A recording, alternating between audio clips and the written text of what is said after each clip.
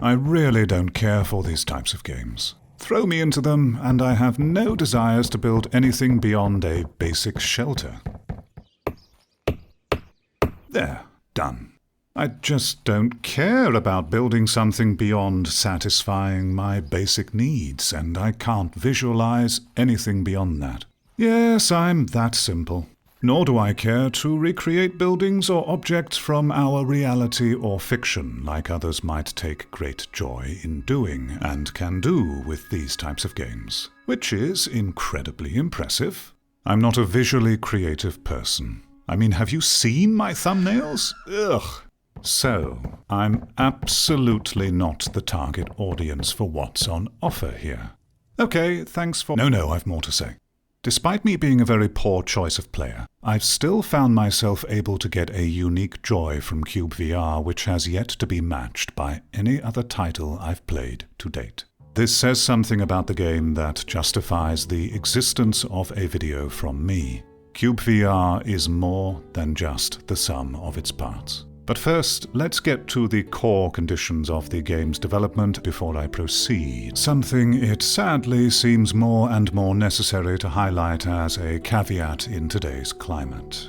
The game is in early access. I'm very critical of early access, so trust me when I say I will not hold back criticism where needed, but I'm happy to report Cube is a rare exception from the norm in VR. It's very stable with minimal bugs. It's a solo developer project, so updates and game progress will be quite slow going, as you can imagine. At its core, Cube is a self-motivated sandbox. As of writing, there is no extrinsic reason for you to build or explore. No story, no threats, yet. It's all up to you to find your motivation to play and build. Now, if you're anything like me, those last 3 sentences would have you turn away and move on. But hold for a moment before you do.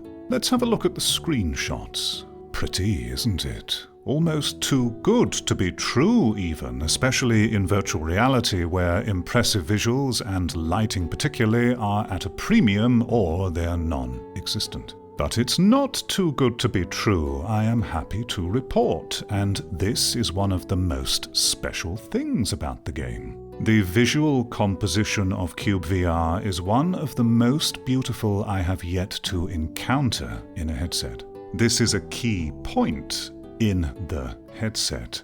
If you've yet to properly try virtual reality, you might have heard about how seeing a VR image on a flat screen does it absolutely no justice most of the time. I cannot emphasize more how insanely true this is for cyubeVR, probably more than any other VR title I know of. I don't know how he did it, but the way the lighting and environment has been composed by the creator, that by itself transcends the experience towards something quite special.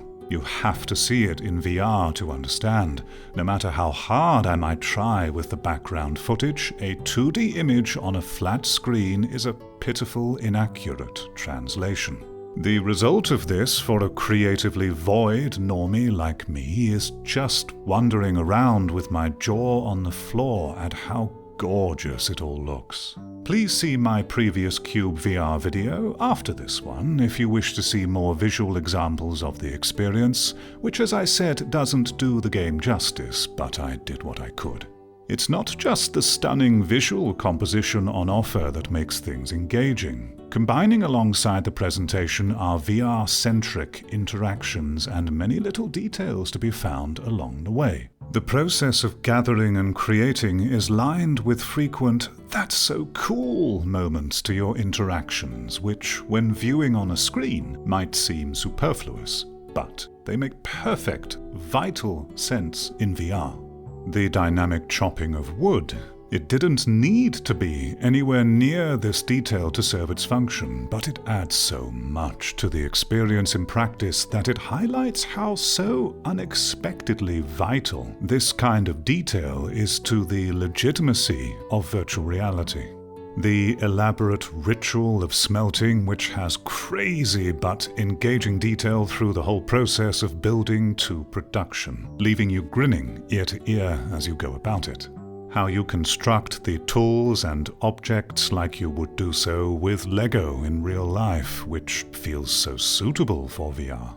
There is a lot of effort from the dev to not use dull, unsuitable 2D interactions here, and this is very, very, very appreciated.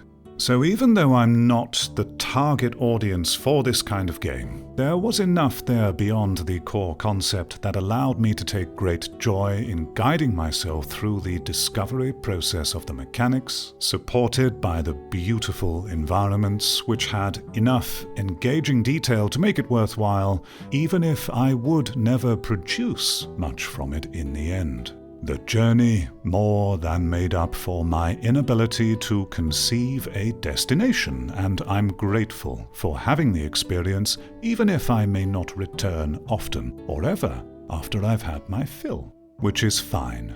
It is okay for an experience to end and one to naturally move on. Play is far, far more than just a result.